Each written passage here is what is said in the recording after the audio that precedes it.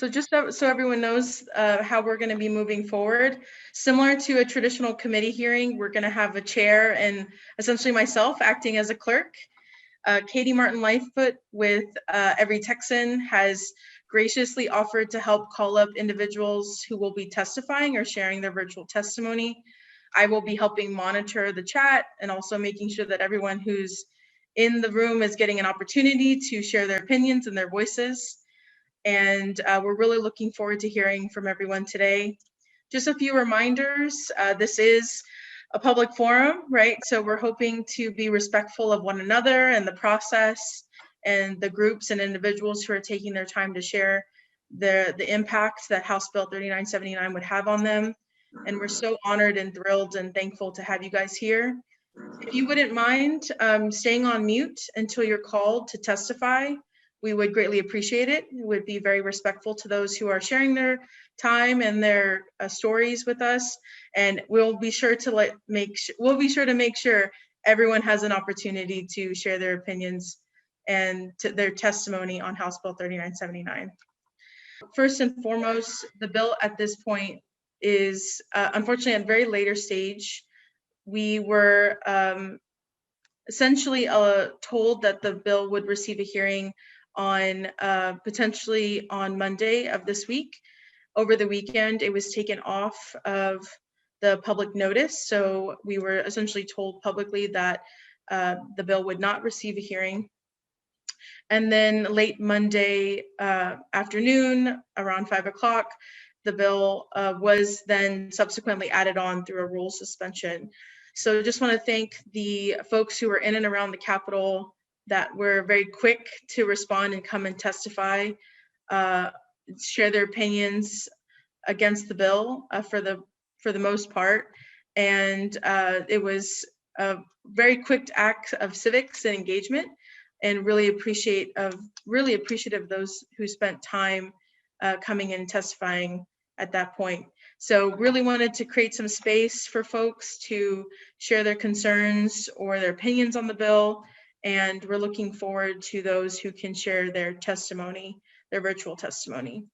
With that, I just want to again, similar to what Katie said, if anyone's interested in testifying or sharing their testimony virtually, now's the time. So feel free to put your name in the chat and we'll be sure to give you the floor. And 2 minutes preferably, but we won't stop you there, and looking forward to hearing from folks and their opinions on House Bill 3979.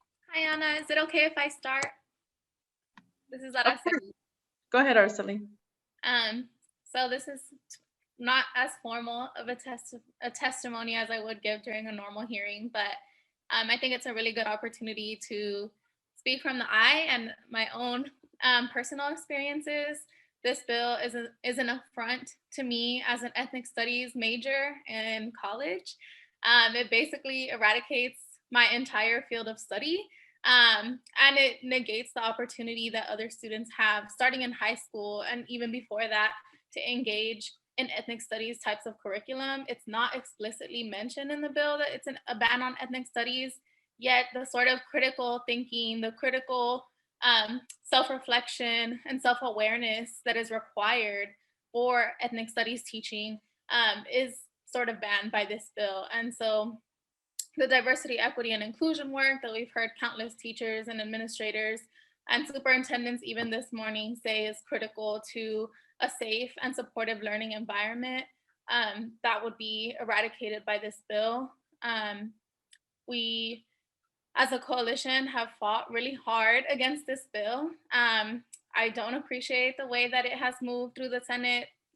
It feels very shady, and it truly blocks our ability as concerned constituents to be able to speak out against this bill. So I really appreciate the time that we've been given here and the efforts of everybody involved in this work.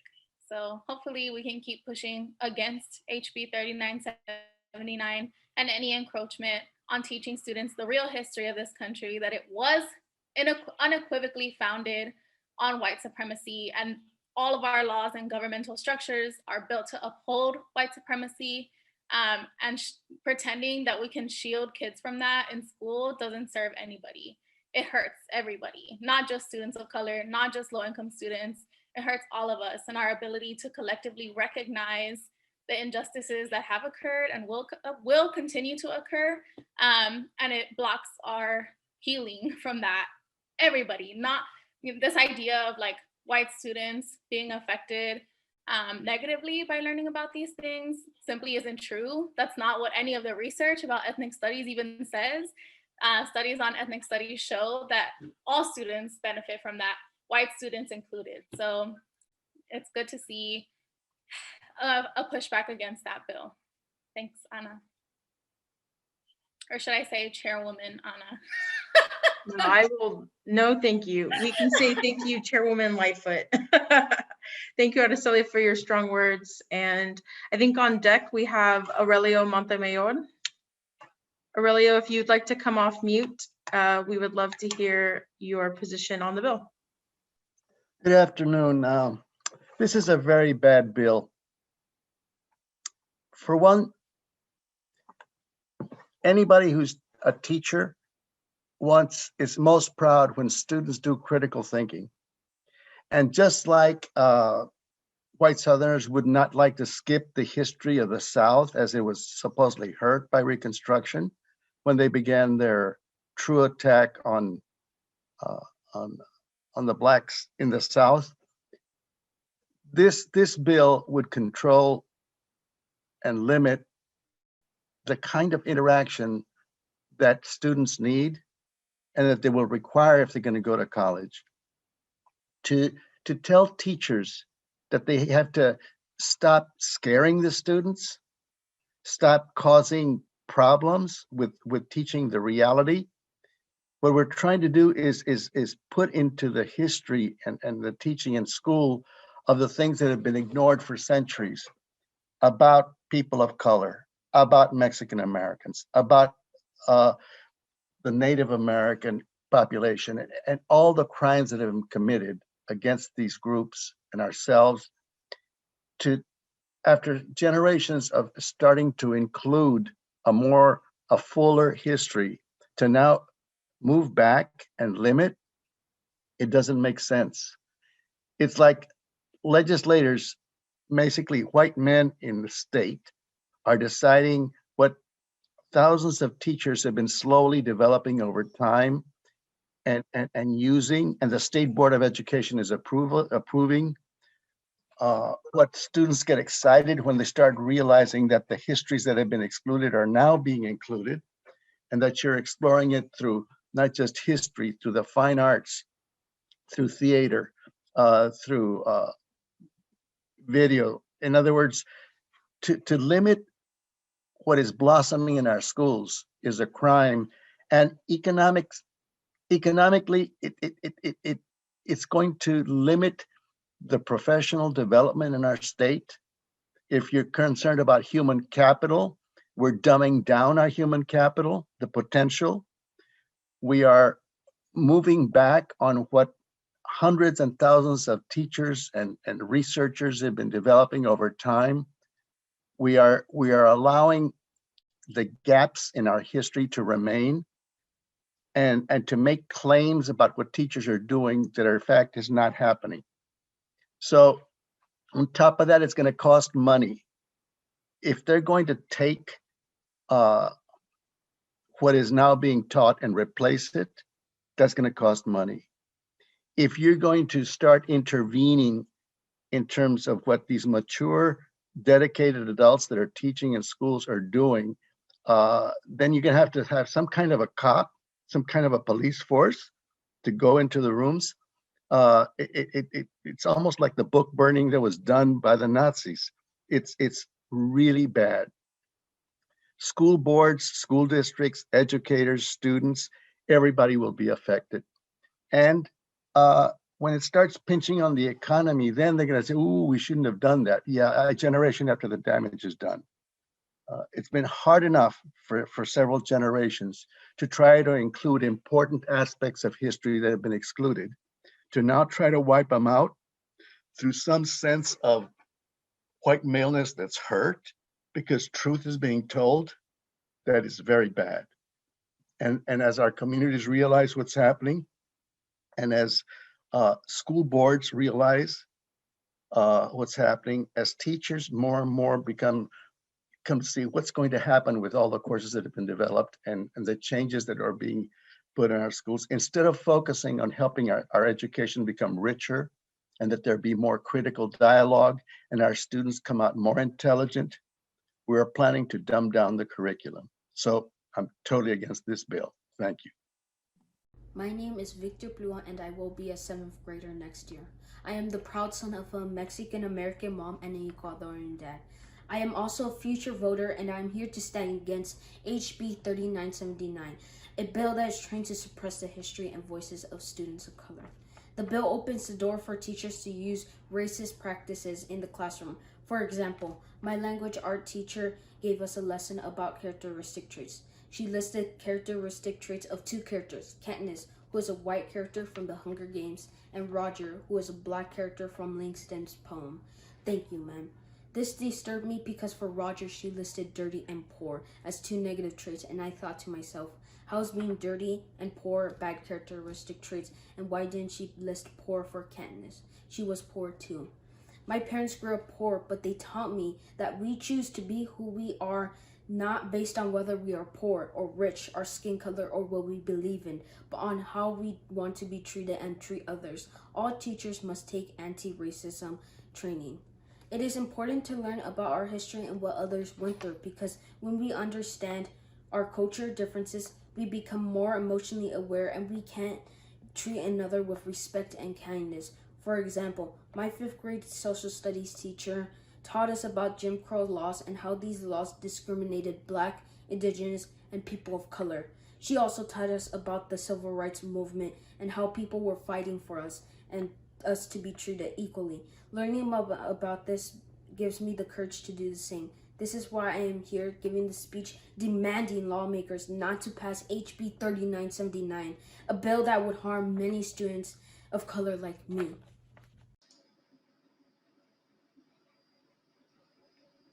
Hello, good afternoon. My name is Velma Ibarra. I am here, of course, to provide testimony regarding House Bill 3979, pleading with our Republican elected officials to please consider killing this bill. You will have heard from many throughout the state on why this bill would be devastating in terms of overall civics education, and more so, it would be a step backwards in trying to integrate the history and the culture of others in our state of Texas. First of all, I am a member of LULAC. LULAC is a national organization with over 1,000 chapters in this country. Over 400 or 500 of those chapters are here in Texas. Those LULAC members are advocates, and they are also voters in our state. And rest assured that all of them are very much against this House bill. Most importantly, we want to put out a message that we think is one of common sense. The research is out there that shows that students who take any type of courses dealing with ethnic studies, be they Mexican American, Black American, Asian American, and other such studies, those students will perform much better with their academics and their attendance in school, and will abide by disciplinary rules in their school. So with that type of a common sense approach, we really believe that our Republican friends will do their part to make sure that we do not take steps backwards in undoing any educational practices that help us with academic performance. Likewise, we are also here on behalf of HOPE, the Texas Hispanics Organized for Political Education members, also a statewide organization that represents thousands of voters in this state. And they likewise ask all Republican members Democrats as well, but the large support is coming, of course, from within the Republican Party. We ask you to please stop moving forward on this bill that will really set us backwards on, especially on one main point. Respect is the number one thing that we learn at home from our parents. And if there was one thing that our parents taught us, I know in our communities, was tener respeto y aceptar a toda persona. And that is what these courses in ethnic studies do. They teach kids to learn about each other, learn about their history, their sufferings, and their contributions to this country and to this state. So, with that in mind, we ask for respect. Allow us in the educational system to continue offering courses that will spark student achievement improvement and that will spark attendance and excellent discipline records. We ask you to please not pass this bill 3979. Thank you. As we wait for individuals to join us, we also have received quite a few written testimonies. So we'll go ahead and myself and Katie will read some. And as we've mentioned a couple of times, if you're interested in joining this conversation, if you're interested in sharing your virtual testimony, please add your name to the chat and we look forward to hearing from y'all. So the first person, and feel free to interrupt me if I'm reading your testimony, but I'll be reading is from Vanessa Beltran, and she is the Mental Health Policy Fellow at the Girls Empowerment Network. So I'll begin and appreciate everyone's attention as we listen to these important words that unfortunately didn't have the opportunity to be shared on Monday. Good morning, and thank you for the opportunity to speak to you this morning. My name is Vanessa Beltran, and I'm the Mental Health Policy Fellow at Girls Empowerment Network. At Girls Empowerment Network, we provide programs for girls in 3rd grade through 12th grade, serving over 2,000 Texas girls annually through school-based programs, summer camps, and workshops. I'm here in opposition to House Bill 3979. A majority of the girls that we serve are girls of color. Research in social psychology has demonstrated that having a strong sense of ethnic identity and high racial awareness is linked with young people's mental health and achievement. The development of ethnic and racial identity in adolescence, particularly for African American youth, is beneficial for psychosocial, academic, and health outcomes. A strong, positive ethnic identity can even serve as a protective factor and coping resource against the consequences of adverse life events, such as discrimination across minority populations. We need to have robust, honest conversations with girls at the intersection of race and gender because it is good for their health and well-being. But without consideration of power, bias, or systematic racism, how can we explain the inequities that they can observe with their own eyes? The impacts of racism have become even more visible to girls in the midst of the pandemic, which data has shown to disproportionately affect communities of color and ongoing protests and the racial justice movement related to police brutality against Black and brown bodies.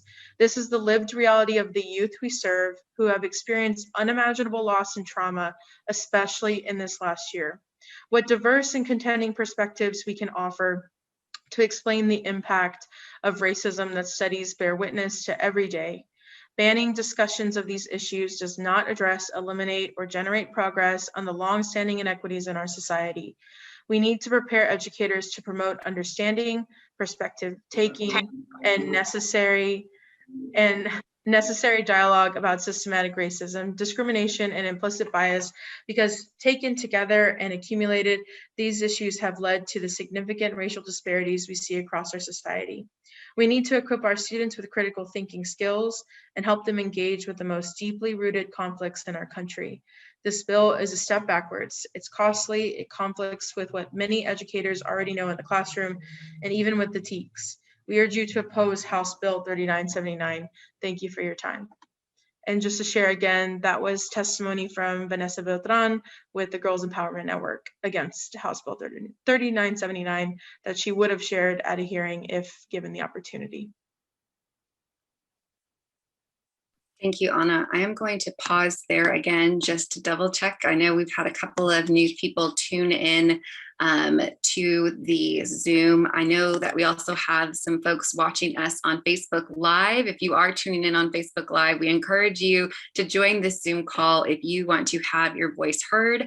If you want to put your testimony into a Facebook comment, we're also happy to read those live as well. Again, I'm going to take a quick second to pause, and then I'm going to share another testimony that unfortunately wasn't heard.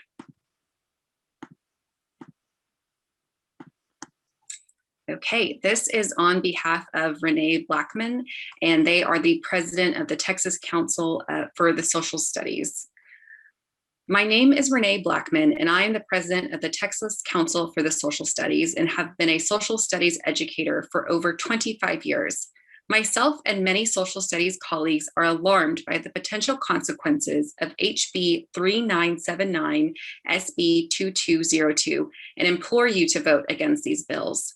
Quality civics education encompasses teaching civic knowledge along with critical thinking skills, providing opportunities for civic participation, and instilling civic disposition espoused in America's founding documents. Research has shown that in addition to classroom instruction, civic learning is facilitated by discussion of current events and complex issues, along with participation in extracurricular activities, student government, service learning, and the democratic process. Sadly, HB 3979, SB 2202 are anti-ethical to quality civics education. Discussion of current events is central to civics education and facilitates students' understandings of the connections between the past and current society. Teaching the complex topics that arise in social studies classrooms is challenging, but it is in the structured environment of the classroom that students learn how to navigate the complexities of history and the democratic process in the United States. It is the duty and calling of our social studies educators to prepare students to evaluate information as independent critical thinkers. In order to do so, students must grapple with complex topics, especially those they will confront as citizens. This will not happen if we stifle instruction about complex and difficult topics such as HB 397, SB 2202 are intended to do. Learning to engage in the democratic process is a vital part of the quality civic education program. Based on the provisions in HB 3979 and SB 2202, a project in which third grade students worked on with Representative Marcia Farney to pass a bill designating pecan pie as a state pie would now be prohibited. Mandating such projects as off-limit essentially prohibits students from participation in the democratic process. Why at this time is it suddenly wrong for students in Texas to no longer be allowed to participate in the democratic process as part of civic engagement? Furthermore, state mandated decisions about classroom assignments is egregious overreach, a betrayal of local control, and an affront to teachers. Skilled teachers know well that diverse perspectives need to be presented, yet deference for some positions is necessary. For example, presenting the arguments of those who carried out a genocide should not be presented as equal to that of those against genocide, nor should deference be given to the views of those who supported lynching or terrorism. These are only a few examples of how teaching these complex topics is nuanced and best understood by social studies educators. While maybe well-intentioned, the micromanagement of instruction proposed in HB 3979 and SB 2202 is misguided at best and censorship of free speech at the worst. The addition of subsections H2, 5, 6, 7, 8, 9 in HB 3979 is unnecessary. As you know, the State Board of Education has the authority to create the state educational standards, and creating standards through the legislative process is disturbing and inefficient. No teacher input was solicited, nor was any posting for public comment facilitated, as would be done when the SBOE oversees this process, which takes months. While the acceptance of these amendments may have been well-intentioned, it is a poor process for creating state educational standards. No consideration was made as to what is already included in the standards, the grade level or age appropriateness of the document, nor was any consideration given to the amount of time needed to instruct about the new additions. Social studies teachers have persevered during a very challenging year in education, and now the Texas legislature has displayed an utter lack of respect to the work that we do. Students in Texas deserve quality civic education, and the social studies teachers deserve better than these bills. TCSS welcomes any discussion on how we advance quality social studies education in Texas, and we feel that the voices of social studies educators should be heard. And again, this testimony was provided by Renee Blackman, who was the president of the Texas Council for the Social Studies.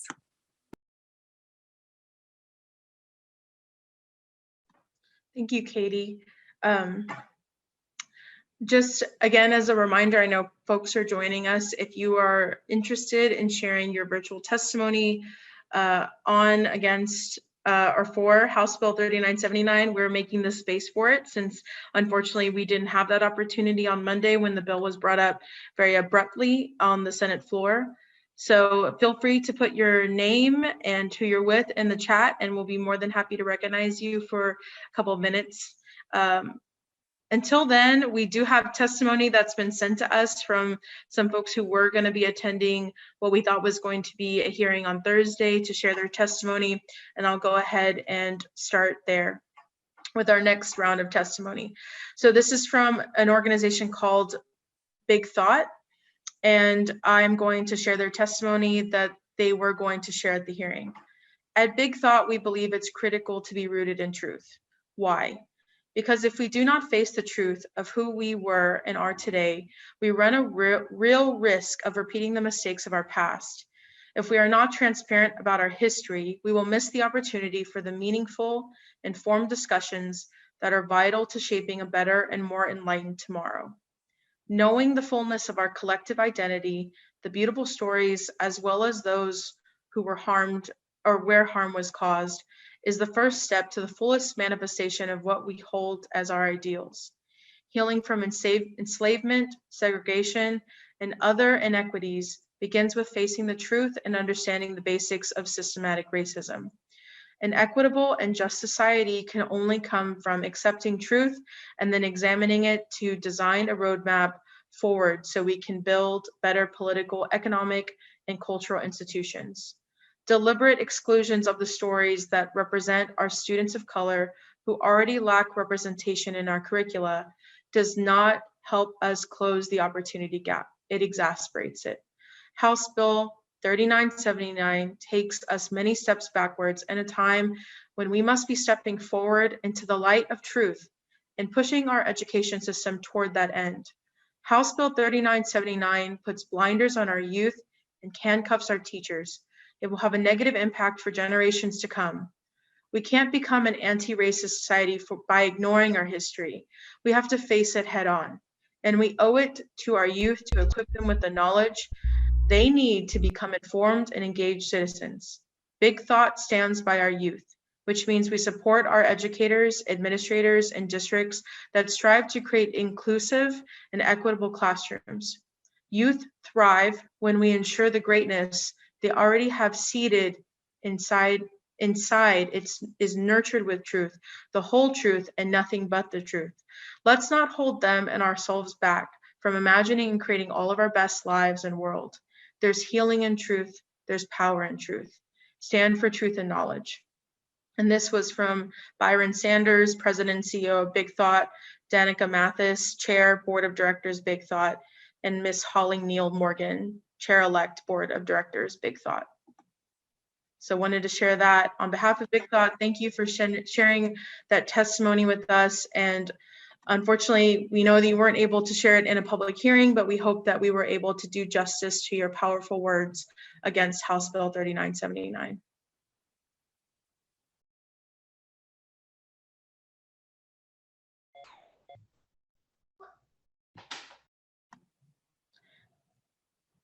So we do have a question, Anna. It says, will there be public testimony on Thursday or Friday? Do you know how we might find out?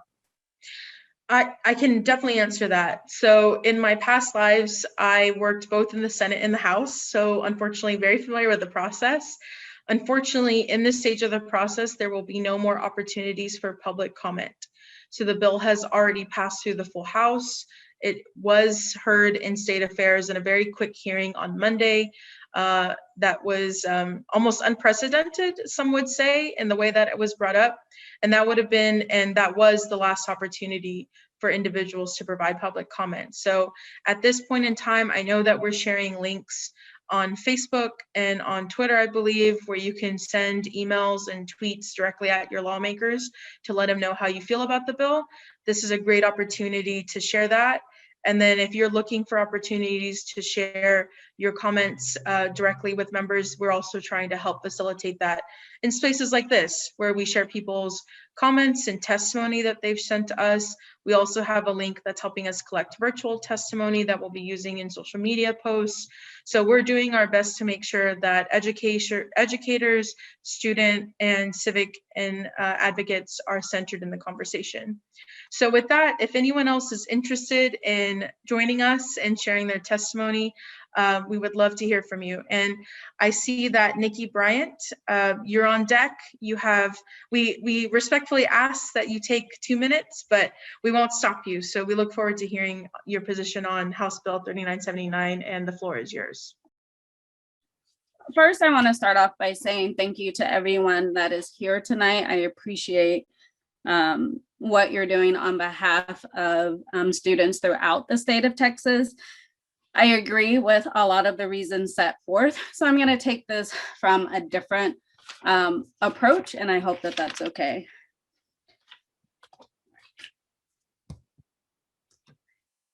Sorry, getting everything situated. Here we go. So good evening. My name is Nikki Bryant, and I have taught in Texas public schools for 12 years.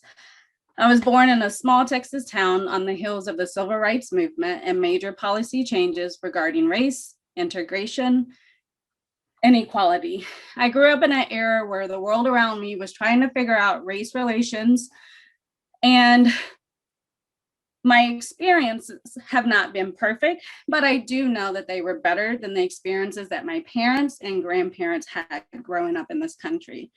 When they grew up, they experienced blatant in-your-face racism, whereas I have experienced subtle racism, and in the eyes of a developing child, which I am entrusted with teaching, it often goes unnoticed, unchallenged, and unnamed.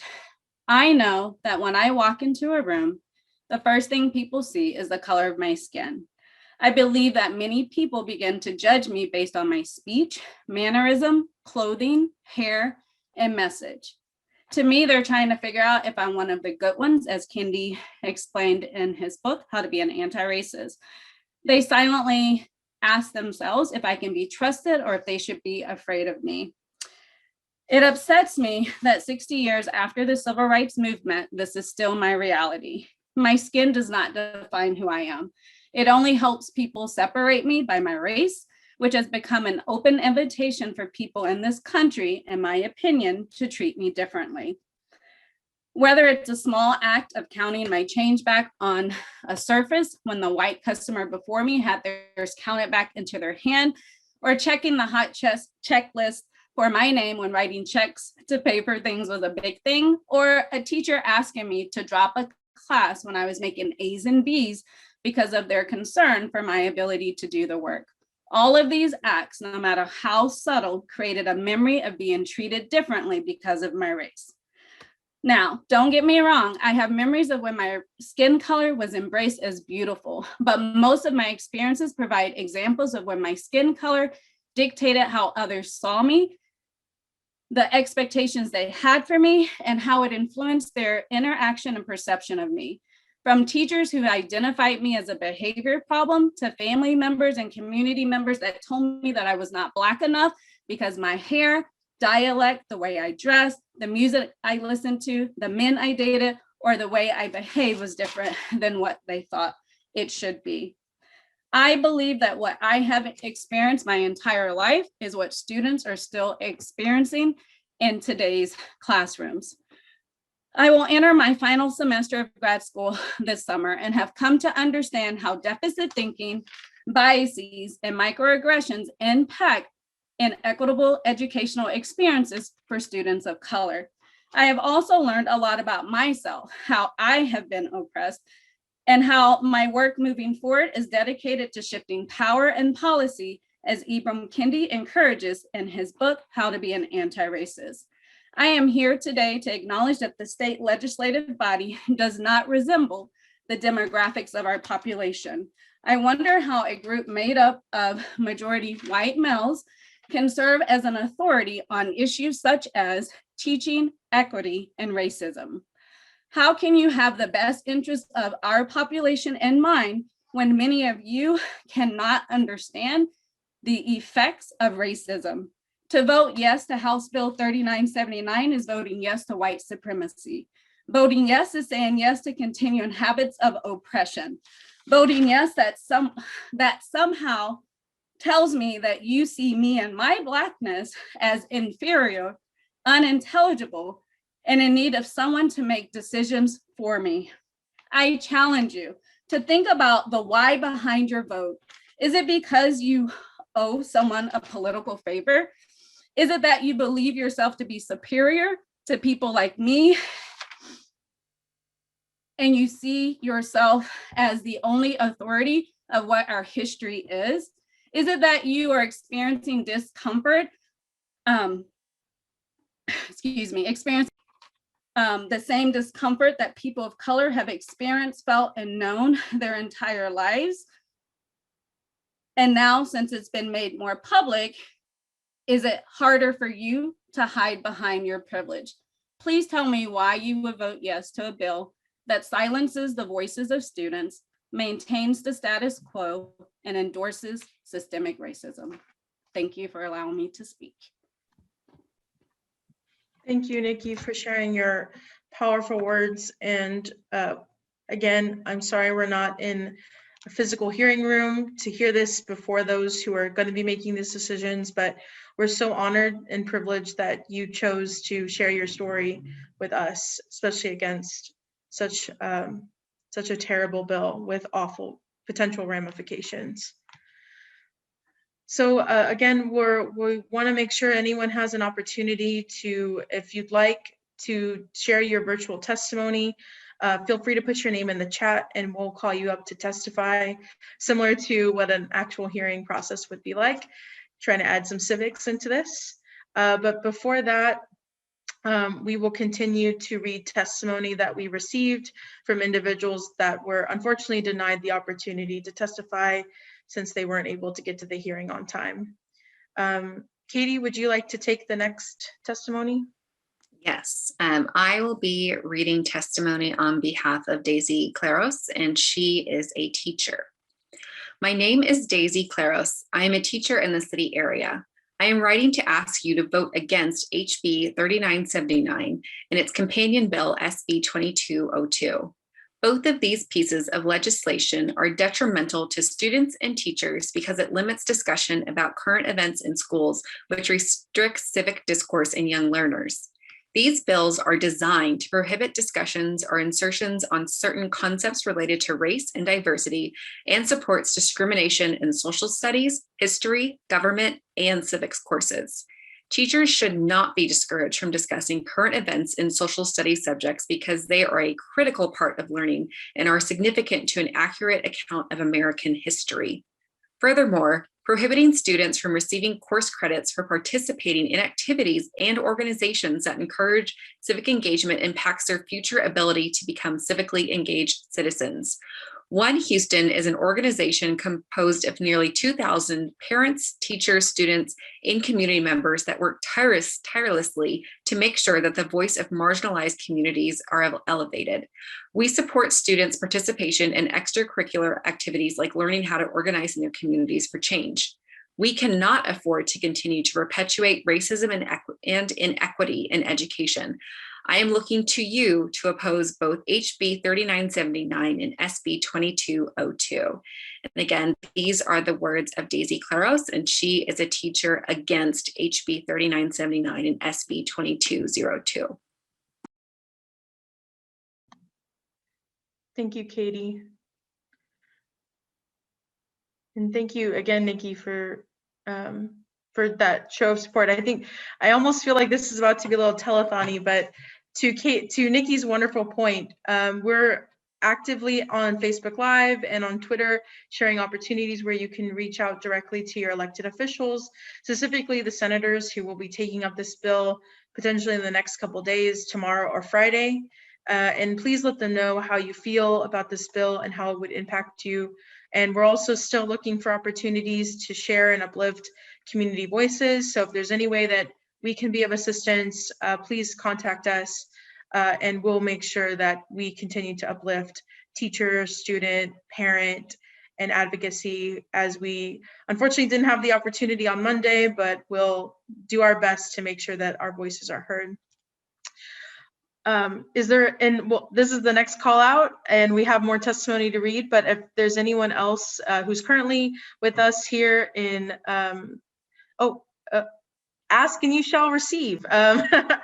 Dr. James, if you would like to come off mute, and you can turn on your video if you'd like.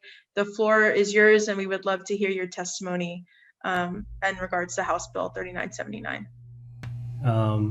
My name is Dr. James. I'm a professor in the state of Texas. And I want to add a little testimony, but first I want to say thank you to all the advocates throughout the state. And this is a national fight that we're in for the soul of the country.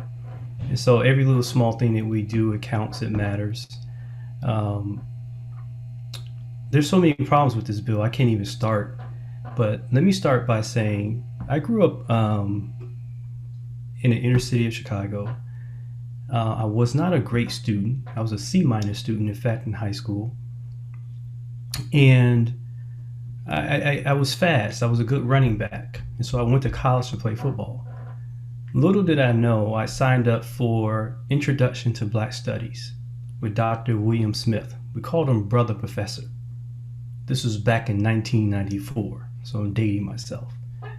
Brother Professor was the first Black male educator who I've had in my, I was 19 years old at the time. And I had not really ever had a Black Studies course, and not really much course material as an African-American kid growing up in schools. And I can say that that course transformed me. It transformed me.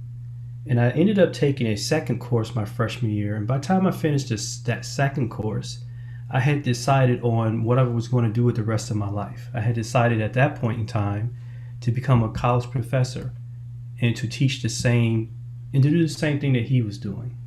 So many people don't understand the impact of ethnic studies on young people.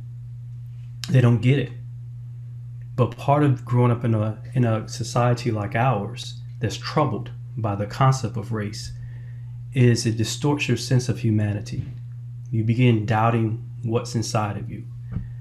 Like me, there's so many young people who need to hear about their history, because it helps them to understand their humanity, and then that gives them hope for the future. That the history, humanity, and hope are connected together. So we have to continue to fight, regardless of what happens with this bill. We have to continue to fight. Here's what I am committing myself to do. I am working with several folk to find systems to still teach high quality social studies content despite this law passing, if it passes. And I don't think we can stop it at this point. But here's what I know. These people who designed the bill were not very smart. And I don't want to say that sounds bad, but I'm a professor, so it's my job to analyze things. They said they were using a bill to block critical race theory. I've published over 20 articles on critical race theory. They're not using a single portion of critical race theory. They don't know what it is. So they're actually not blocking critical race theory. They're using that as a political ploy. So if we work together with educators, with teacher educators, with parents and families and leaders, we'll find a way to be able to teach this curriculum if this bill ends up passing We can make it happen. We know that from research that racial centrality and racial identity are directly linked to students' academic success, their social emotional development. This is now undisputed. There's about 30 years of research on this. I'm part of a research team called Black Star that's studying, that's building a research framework to understand the impact of ethnic studies courses on our young people here in the state of Texas. And we're not going to relent, despite what they do. And I don't think people understand, in communities of color, the more racism we face, the more determined we become. And so, like you all, there's so many thousands and thousands of people out there who have been activated because of this bill, and there's others on the way. There's other bills on the way. There's bills that they're trying to pass that's even worse than this one. So we all just have to stay engaged. I want to encourage you all that you guys are doing great work. And however I can be of service, I'm here to serve. And everyone take care. Let's stay together. Let's stay in the fight. Thank you so much, Dr. James. I can't tell you how much I've learned from you, even in the short time we've had. If there's any slim amount of good that's come out of this, it's just the opportunity to meet amazing people like yourself who give us the energy and the will to continue, and look forward to staying in the fight with you, sir. Thank you for sharing your words and your thoughts against this bill. I see another individual who's ready to share their virtual testimony. We'll go ahead and call up Maggie Stern. The floor is yours. You have 2 minutes, a little bit longer. We won't cut you off. We say 2 minutes generally, but we don't have any gavels here, so you'll be able to speak as long as you'd like. Thank you, Maggie. Go ahead. Thanks, Anna. I'll try to keep it quick. Good evening, everyone. My name is Maggie Stern. I'm with the Children's Defense Fund of Texas. I want to start by saying how grateful I am to be in this space with you all and talking about how dangerous this bill is for Texas students, for teachers, for the future of Texas as a state. We're a nonpartisan youth advocacy organization. Our mission is to uplift the voices of children and youth around Texas. So I work directly with young Texans talking about how they can get involved in voting, in the legislative process, in any other form of advocacy on the issues that they care about. This bill threatens to silence young Texans and censor their teachers, just as they're learning how to be members of our democracy. And we are proud to stand with over 70 other educator groups, student coalition, chambers of commerce, and other organizations who are all opposing 3979. I want to talk a little bit about what this bill says it does versus what is actually going to happen if it gets passed, because anyone who's ever been around a young person knows that they learn as much from watching what people do as from hearing what we say we're doing, right? So House Bill 3979 can say things like civic engagement and foundations of American self-government, but what it actually does is counter all of those things, right? So we say that in the TEKS, we say that we expect students to identify the freedoms and rights protected and secured by each amendment in the Bill of Rights, analyze the importance of the First Amendment, and then we have House Bill 3979 directly impinging upon free speech of teachers with overly broad and vague prohibitions against language that teachers can use in the classroom, as has been mentioned, language about race, gender, discrimination, the kinds of conversations that students are honestly already having outside the classroom and experiencing outside the classroom, and need adults in their lives to be able to talk about with them. We say that we expect students to understand the structure, functions, and powers of government, but House Bill 3979 overreaches state authority to allow the legislature to take authority from the State Board of Education to write really curriculum for the classroom. A lot of the provisions in the TEKS that this would try to override are, again, directly those that talk about historical events in which it's impossible not to discuss race and discrimination, the civil rights movement, for example. All Texas students deserve an education that fully and accurately reflects our history and the contributions by people of color, as well as the very real barriers they've faced and continue to face, particularly in a state where 69% of our children are children of color.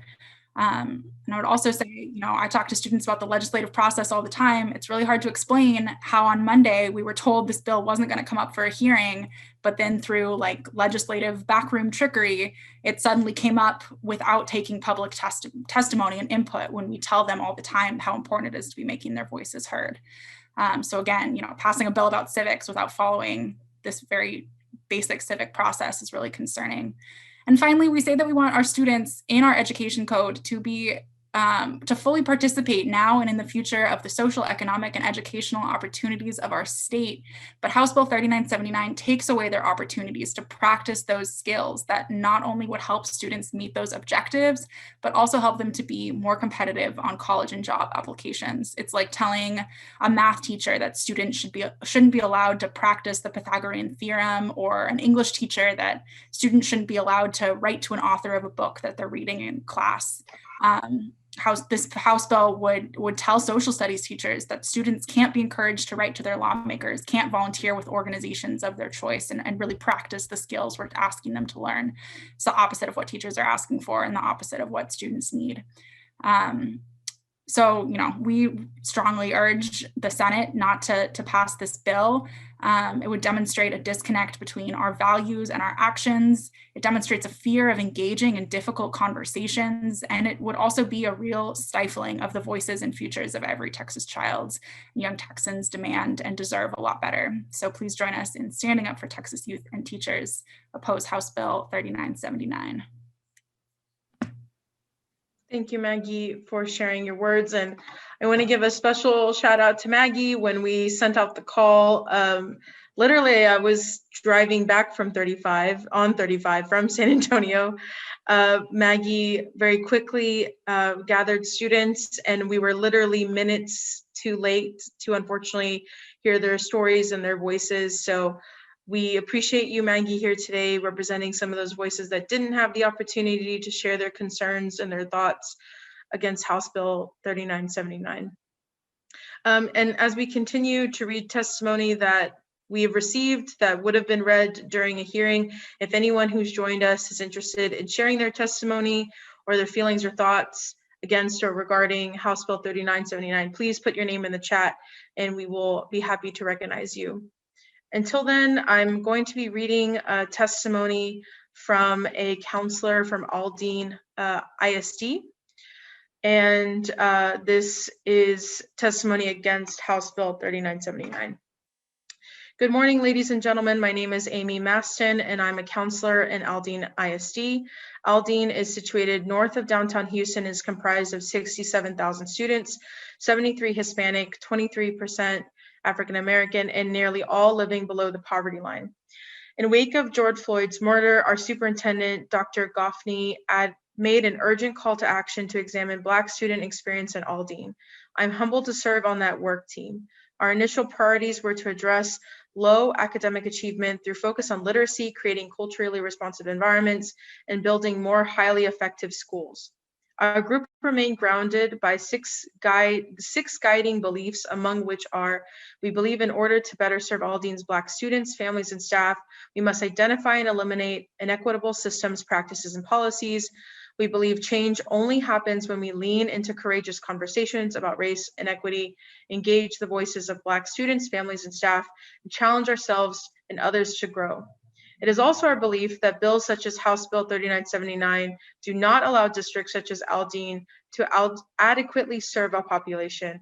The intentions of Mr. Toth to best serve his constituents, interestingly, including my family and myself, inadvertently or not, negatively impacts any already marginalized groups of students, the best definition of institutional racism.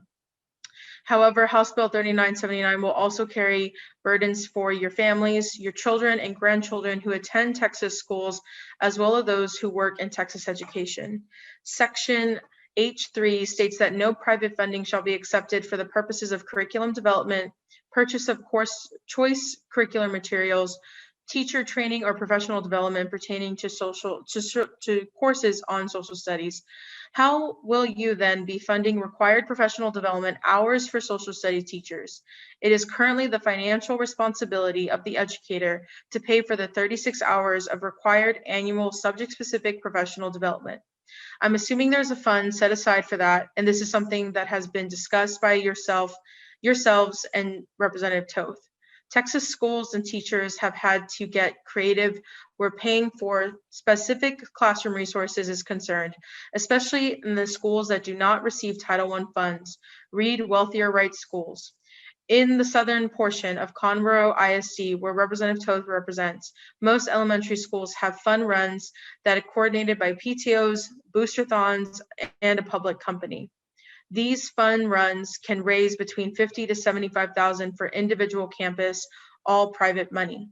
This money is used to purchase things such as technology, outdoor classrooms, books, and also fund individual teacher wish lists. Who will be responsible for ensuring that that money is not being used for social studies, especially in K-6, where an ELA teacher usually covers language arts as well as social studies? Will the students be required to put away an iPad when social studies is taught? What if a reading lesson also covers a social study TEK? Are the materials okay to use then? Who is in charge of policing GoFundMe and donor choice requests that teachers make, or prohibiting only social study teachers from compiling an Amazon wish list and sharing with friends and families? If a parent purchases the class a book at one of the 2 scholastic book fairs most campuses have each year, do we tell them? Thank you, but I am not legally allowed to accept this book because it covers a social studies topic, and there is a thing called House Bill 3979 that says private funds can't be used for social study classes. Perhaps you can ask your state and local elected officials to find fund for that $8 book. How many of you have high school family members who have or will take AP American History as sophomores? I'm sure I don't need to waste anyone's time discussing how imperative it is to score a 3 or higher on those essay questions. I'm just wondering how our students will be prepared to answer a question about comparing and contrasting events with social right movements when teachers cannot be compelled to discuss current events in class? Or do you make sure that AP teachers are those who are compelled to critically discuss current events with their students?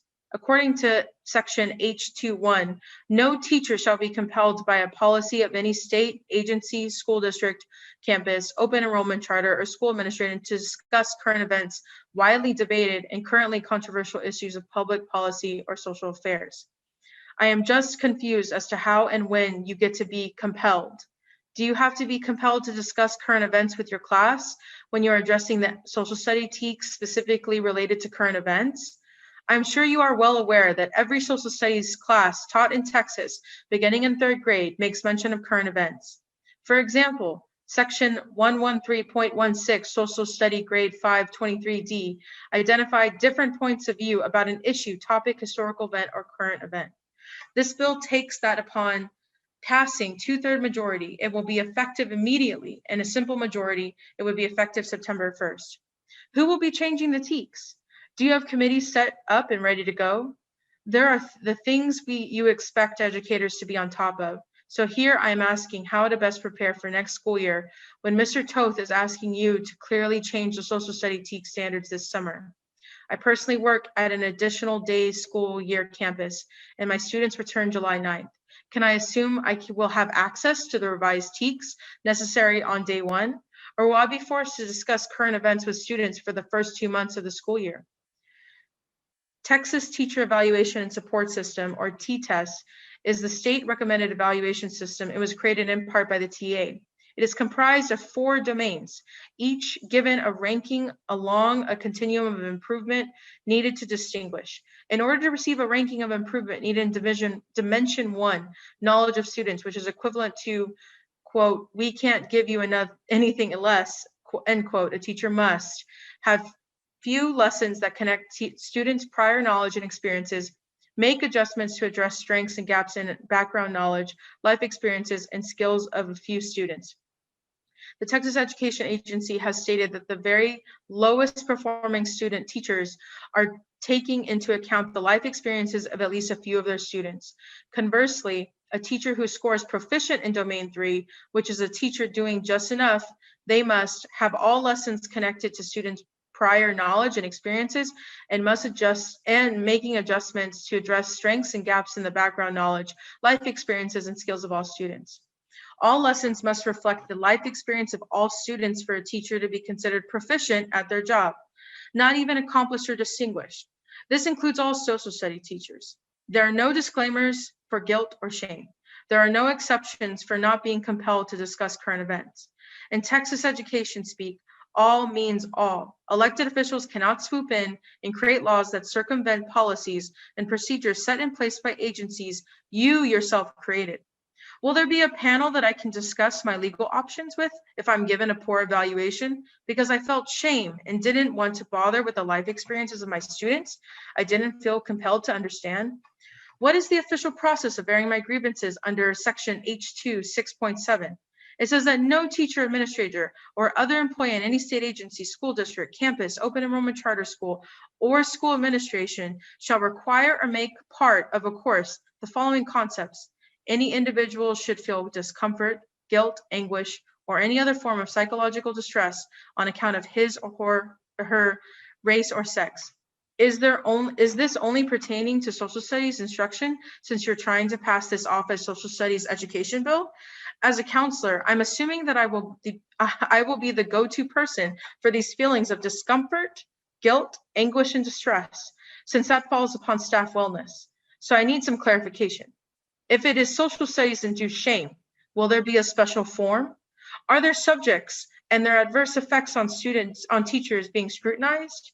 You see, I'm a rule follower. I know the protocol for handling child abuse, suicide, death of a classmate or teacher, deportation of parents. We have trainings and manuals that have been created through working with state leaders, following the legal requirements mandated by people such as yourself. Again, wanting to be prepared for next year, I'm going to need some clear direction. This has all been carefully thought about before legislation was introduced, I am sure. So there has to be answers that can quickly be found. I would hate to cause any additional psychological distress to already traumatized teachers. House Bill 3979 is nothing more than a thinly veiled attempt to try and bring the culture war back into classrooms. The rhetoric is clear and a loud dog whistle, but it is written with such ambiguity and hypocrisy that it only continues to feed the fear that is dividing our nation. Instead of trying to work towards a goal of creating a state educational system that isn't constantly in the bottom 25 of the nation, legislators are wasting their time muddying the waters. They're playing on the fears of your constituents by pretending that this bill is an effort to protect our white children and teachers from being made to feel guilty about being white. Sadly, when you take into consideration of all the things I did this morning, all the students and teachers in Texas will be disadvantaged by the passing of House Bill 3979. Do not let fear or bills written with broad strokes of ambiguity define the educational opportunities you afford the students of Texas. Be brave enough to stand with those who want to help educate the children of Texas, no matter the race or socioeconomic status. We're not asking you to roll up your sleeves and help us do the work that so desperately needs to be done. We are asking you to do the right thing and not make it harder for those of us who we are.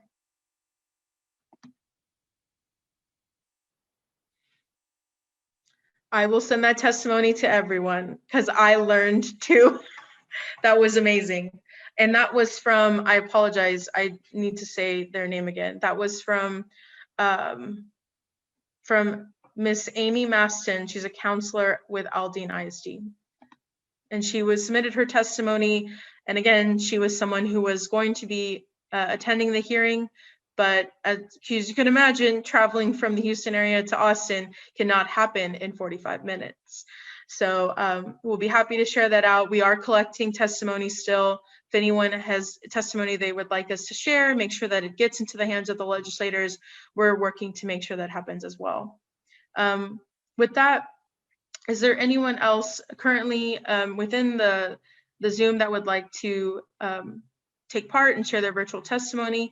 We'll kind of leave the space open for that. And if not, I know Katie has another testimony that we'll be really excited to share with you all. Hi everyone, my name is Jeffrey Clemens and I'm a student leader with Texas Rising and president of the NAACP at Houston-Tillotson University here in Austin, Texas. And I just got back from our state capitol where I had been intending to testify against HB 3979, but by the time I got there, the bill was already being passed out of committee after it had been put on the docket hastily by the chairman of the committee, Senator Brian Hughes, with little public notice and with no students in the room to defend themselves against this attack against their education. HB 3979 is going to prohibit them from being active participants in their democracy by doing things like going to their capitol and testifying as part of a class, and also prevent them from having thought-provoking discussions about the history of race in our state. Despite the fact that Senator Brian Hughes represents 3 of the 9 HBCUs here in the state of Texas, he doesn't want Texas students to know about the history of why those institutions exist. Rather than suppressing these discussions, we should be encouraging them and showing students the way to be informed citizens, so that way when they become voting age, they can go to the ballot box and make the right decision. I'm strongly opposed to this legislation, and you should be too. Senator Brian Hughes, I am sitting here outside of the Capitol wanting to testify on HB 3979, which would limit the discussion of race, sexuality, and gender in current events being taught in the classroom, and limit the discussion by students and teachers to be able to discuss these issues. But I would have been the only student in the room. However, you did not want to hear our voices, so I'm having to talk to you from outside of the Capitol. Schools are vital democratic institutions which prepare young Texans like me to be engaged members of our society, and civics education must be innovative, inclusive, and exceptional to promote a culture of civic engagement that is essential to ensuring that we are prepared to and ready to, and learning how to engage in our democracy. Senator Brian Hughes and the State Affairs Committee of the Senate put the bill on the calendar today after removing it from the calendar last night and giving us less than an hour's notice to get to the Capitol to prepare testimony, despite the fact that within an hour of getting to the Capitol, you closed public input and refused to allow us to come into the committee to hear you vote on this bill. HB 3979 is a bad faith effort to silence discussion on topics that students in the classroom have lived experiences of. Students will experience and read about politics outside of the classroom. This bill does nothing but remove students from the purview of politics, and it hinders the ability for teachers and students to connect to current events to history. By limiting the classroom discussions on matters of race, sexuality, and gender, HB 3979 doesn't just police free speech, but it takes away learning opportunities for young people to connect politics to the real world that they're experiencing. This is conflated in our state, which only has 30% of high schools compliant with their voter registration requirement, that has a legal obligation to provide voter registration opportunities to eligible seniors. When we don't provide them voter registration opportunities and we limit their discussion to participate in civic education and deliberative dialogue, we are hindering their ability to participate in our democracy fully. How can we ask students to show up here and believe in our democracy and participate in our government when this is the way that we're treating their voice? Committee members, my name is Joey Cardenas. I am a teacher at Louise ISD, Louise Independent School District, located in Wharton County. I'm very concerned about this bill because I think that it's going to limit the abilities of students to discuss those issues which are student-centered. Student-centered means that issues that are relevant to the students are a topic for discussion because it helps in their development, both in society as well as in their personal development. I am also a coach for UIL Debate and UIL Congress. I don't understand how in one part you're going to say these discussions may not happen, and yet we have UIL sanctioned events where these type of discussions are essential to the free thinking of these events so that students can excel in these oratory events. It makes no sense to me. I've had a lot of success taking students to debate as well as UIL Congress, but it's been because they've challenged themselves to taking on these hard topics, to debate these hard topics in an intelligent way, in a professional way. Can you imagine if we watered down the discussion and the range of topics for debate students, for UIL Congress students? What's the challenge in that? In Lincoln Douglas debate, What's the challenge in that if we're no longer talking about ethics, if we're no longer talking about morals, if we're no longer talking about the hard topics in society, about the issues that are controversial, but the issues that are controversial, but for which a solution needs to be found. This is why this is very important. This bill undermines that foundation of critical thinking that we as teachers aspire to teach all students. That is necessary to keep Texas a great state. That is necessary to have educated citizenry that are going to run for office, vote for office, and that are going to lead this country into its brighter future, into a brighter future for tomorrow.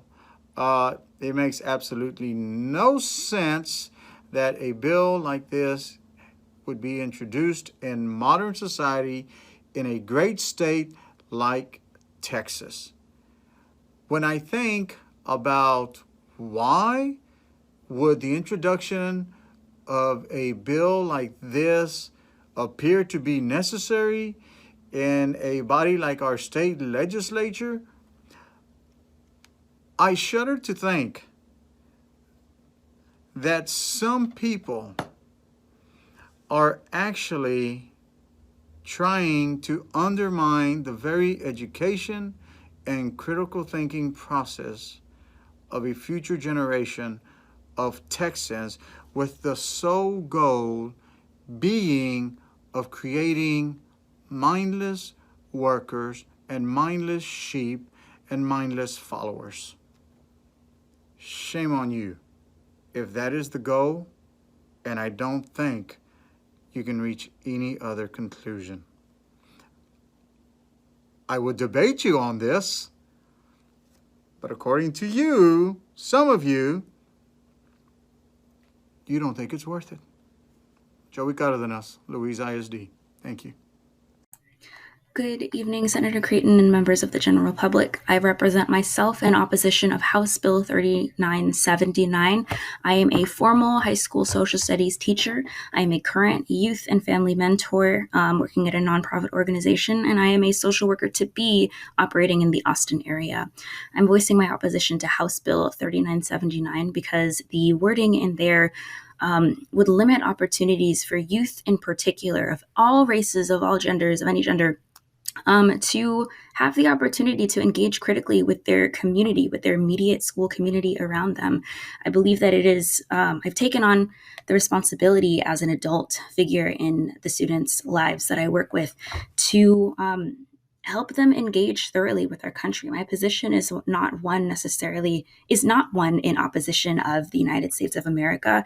I hope to eventually be able to contribute and engage to this country as a member that feels like she can engage, that is thoroughly informed, that seeks to, for lack of a better term, make this country better through collaboration, through constructive discussions. I believe that offering students the opportunity to build those communicative skills while engaging with a framework of history of the United States, a framework that takes into account how individuals within our history have made decisions that have implications for the racial hierarchies, for the gender hierarchies of our nation. I think that it is possible to be constructively critical of this country, and I think that will lead us to becoming more informed, more engaged citizens. The final point that I will make is that youth and families of color have been historically underrepresented. This would offer an opportunity for them to feel more represented. The opposition of the bill would allow them to feel more represented and again, work towards civic engagement. Thank you for your time.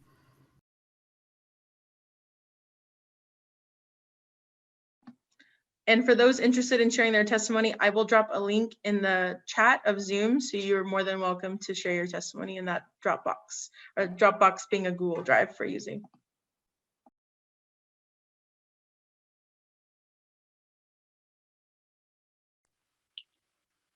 So again, this is a people's forum and we want to hear your voice. So whether you are on the Zoom call, maybe a little bit nervous about sharing your thoughts, we welcome your voice. It deserves to be heard. And if you are joining us on Facebook Live, again, we would also, if you are moved by the words that you hear and you want to make sure your voice is heard as well, we welcome you to join us on Zoom so you can share out as well.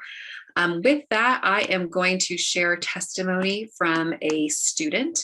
Her name is Dia Dandapani, and I will read her testimony now.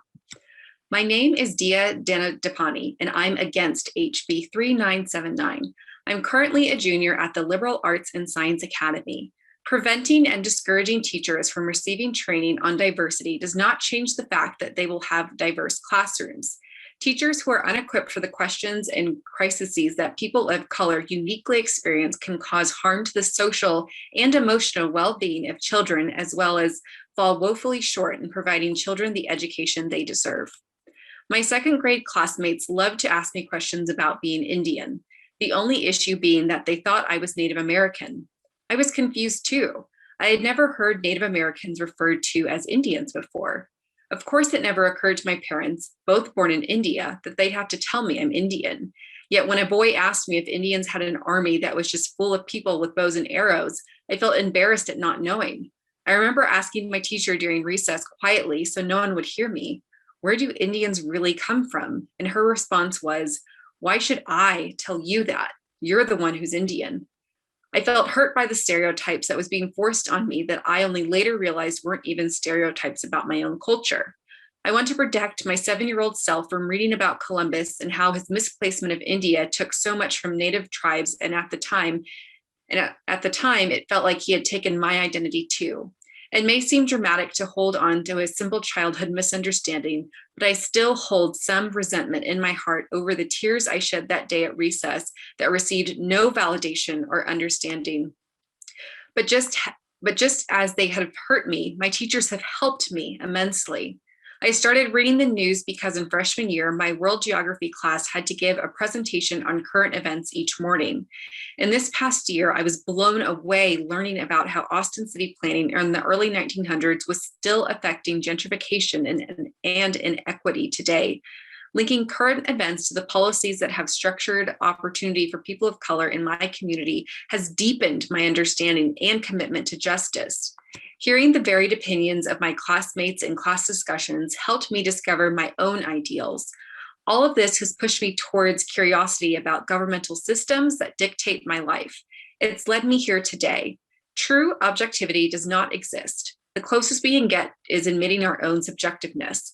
To ask teachers to become objective is not only impossible, but goes against human nature. Schools have a duty to provide students with all the information and support they possibly can so that students, the future leaders, policymakers, innovators, can foster independent thought inspired by those around them. And again, this is testimony provided by Dia Dandapani, and she is against HB 3979, and very thankful that our students are getting involved in this fight and sharing their words. And again, she shared this testimony that was not heard before the legislative body. And so thankful that we're able to provide a space for her words to be heard at this people's hearing. But again, these words weren't heard under the Capitol dome.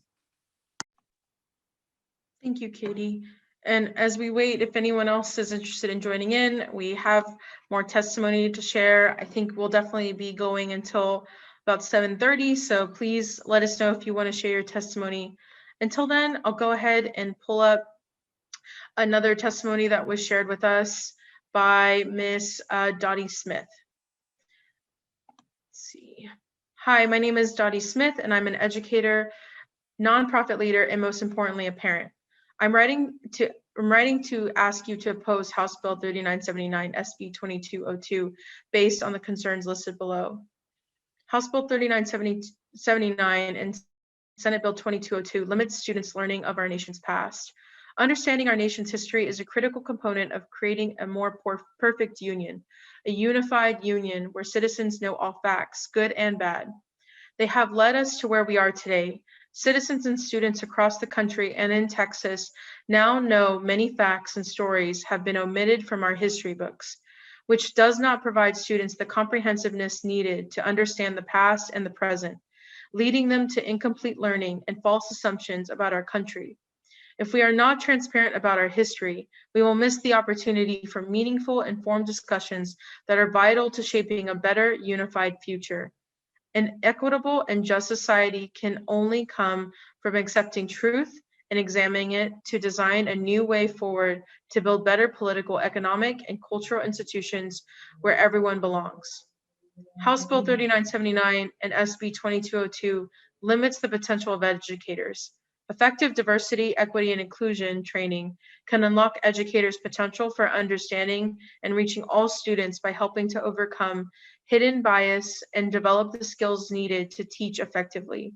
A critical component of effective DEI training is the exploration of how race was created as a social construct to allow for slavery, creating the foundation for our nation's economy and the beginning of institutional racism. This awareness can lead to feelings of sadness, shame, guilt, and anger. Learning our history does not mean that those learning it need to feel shame, but instead, we would hope they would resolve to do their best to help right a historical wrong. Efforts to, quote, avoid feelings, end quote, simply limit human potential and healing needed to build a collaborative society. Our educators, district leaders, and business communities have been working to create more inclusive approaches, systems, and cultures. This progress must continue to create the kind of society where everyone thrives. Sincerely, Dottie Smith. And we're very grateful that folks have sent us their testimony. These were testimonies that would have been heard, unfortunately, if there was time to attend a hearing, which they were not. And this is another opportunity, and I'm very thankful for those who are helping monitor the chat. We are adding opportunities for you to reach out to your elected officials via a link that takes you to an opportunity to send emails and tweet at your elected officials regarding your concerns around House Bill 3979. And if you would like to learn more opportunities and ways to be, for example, sharing your testimony that we will be sending directly to all the education staffers on the Senate, who will likely be taking up this bill either tomorrow or Friday for full debate, please reach out to us and let us know how we can connect you and make sure that your voices are centered and not silenced. So now I'll pass it back over to Katie to share more testimony. And I'm going to pause again just to see if anyone else wants to share their testimony. And if not, I will share testimony from Lauren Smith, who is a middle school teacher. My name is Lauren Smith, and I am a middle school teacher. I have a number of concerns regarding HB 3979 and hope that you will consider them and oppose this bill on the Senate floor.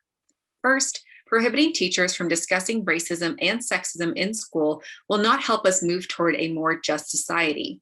Many painful events have occurred in our country's past, and it's essential that students learn about these events, including the reasons they occurred, which have often included racism and sexism, so they can make decisions that benefit all members of our society as they move into the workforce and leadership roles after concluding their education.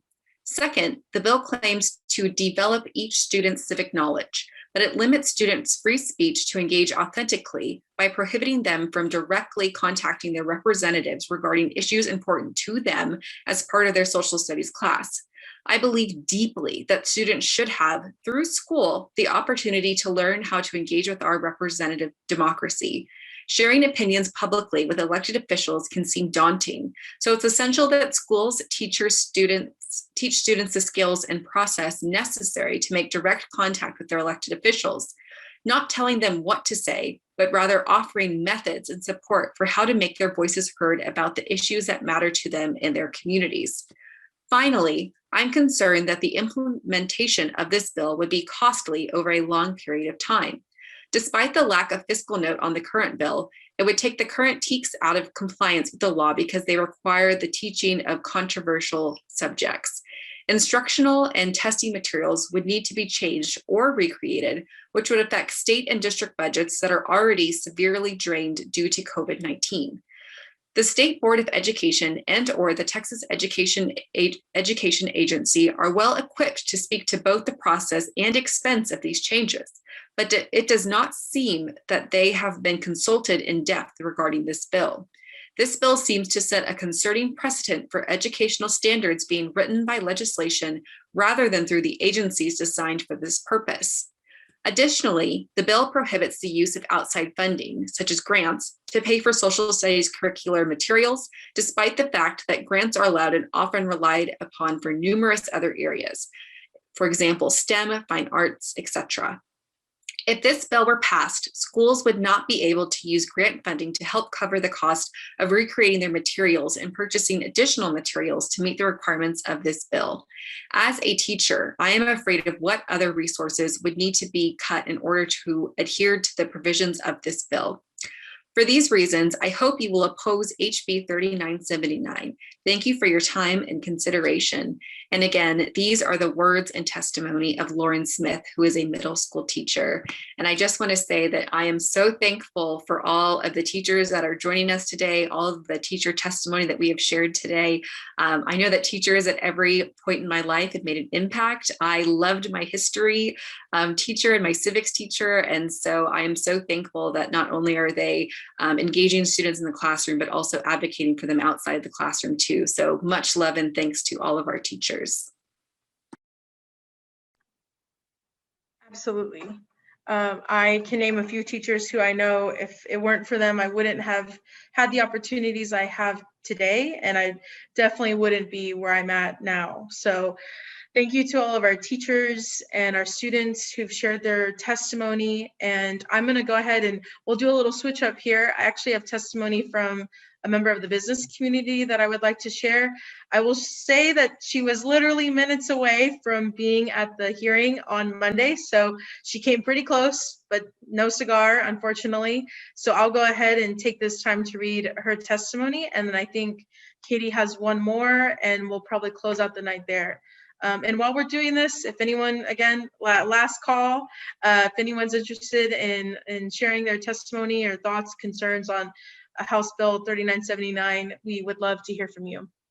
So with that, I'll go ahead and start with this testimony from Ms. Charlene Stark. Ms. Charlene Stark is the Senior Advisor in Strategic and Legislative Initiatives from the North Texas Commission. The North Texas Commission opposes House Bill 3979. This bill would restrict local control with our school districts and affect how teachers discuss current events with their students. This legislation conflicts with current learning standards, which allows teachers to bring emerging topics to the classroom for discussion and critical thinking. We are also concerned about the bill prohibiting current training requirements of teachers to help them gain a better understanding of racism and sexism. This legislation will restrict funding of those types of trainings, something that many of our ISD leaders believe is needed to create more equity and inclusion in their school districts. Racial equity is a goal that needs to be achieved.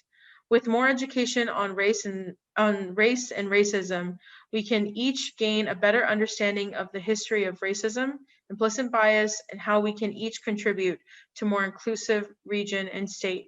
With that, we ask you to oppose House Bill 3979.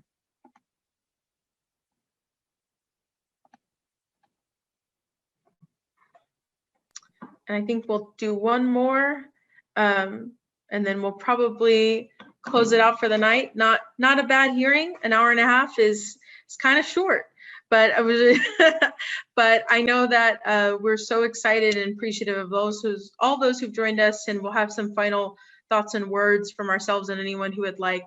But before that, I'll send it back over to Katie to share our final testimony for the evening. Thanks, Anna. This testimony comes from Christine V., who works in education. To be leaders in the free world requires vigor, determination, and truth. My name is Christine V., and I work in education. It has been a lifelong passion of mine to dedicate my time helping children achieve success through education.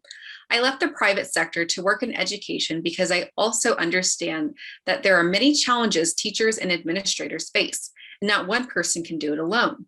I stand beside our teachers and administrators in opposition of HB 3979 and Senate Bill 2202. What we are asking for is not to change history or rewrite it, simply to provide more context for students to think critically for themselves. It is the cornerstone of American culture to be more inclusive and celebrate our diversity. Other nations across the globe should look to us to be an example of a peaceful nation, one that treats each other with respect and embraces our shared humanity. When I was in the first grade, I did not have parents who could help me with my homework. Both of my parents are immigrants, and my mother was pulled out of school in third grade. I spent many years growing up thinking I wasn't smart enough and couldn't get anything right. It was only when my history and social studies teachers sat me down and told me my story was different. They told me my story was worth telling and my differences were worth celebrating. It was only then did I start searching for representation in my teachers, my peers, and my textbooks. Through my many years as a tutor and a student mentor, I've learned the best thing you can do for a child is to provide them hope. It is the magical one-on-one relationship that allows so many kids to thrive and build student agency. We are not asking for teachers to take PDs and invest in spending hours on teaching history one-sided, but rather allow students to see themselves in history, for teachers to understand their stories in order to lift each other up to become better informed, better educated, and better leaders of our free world. I appreciate your time, and I hope you will all do what is best for our students. Please vote against HB 3979, Senate Bill 2202. And again, these are the words from Christine B., who works in education. And I just wanted to say that it was an honor tonight getting to read so many different testimonies from Texans from across the state who, again, were unable to share their testimony, read their testimony to our state legislators. And it was an honor to be able to provide their voices a platform during this people's hearing. Thank you so much, Katie, and thank you to everyone who joined us today. We are going to continue the fight against House Bill 3979 in a very diverse and succinct way, where different concerns and observations shared today, as Katie mentioned, from all over the state. So we're honored to fight alongside you. We're honored to stay and be on the right side of history as it pertains to House Bill 3979. And we will continue to engage and have our right to be civic-minded and civically active people in our state legislative process. So while we may not be under the pink dome today, I know I'll see y'all there tomorrow. And I can't thank y'all enough for everyone's work against this awful piece of legislation and the detrimental effects it will have not only on our classroom, our students, and our teachers, but on Texas in general. Thank you so much for your time. We wish you a pleasant evening, and please follow IDRA on Twitter and Facebook for up-to-dates and comments and needs that are arising as we continue to push against House Bill 3979. Thank you again, and have a good evening, and we'll see you soon.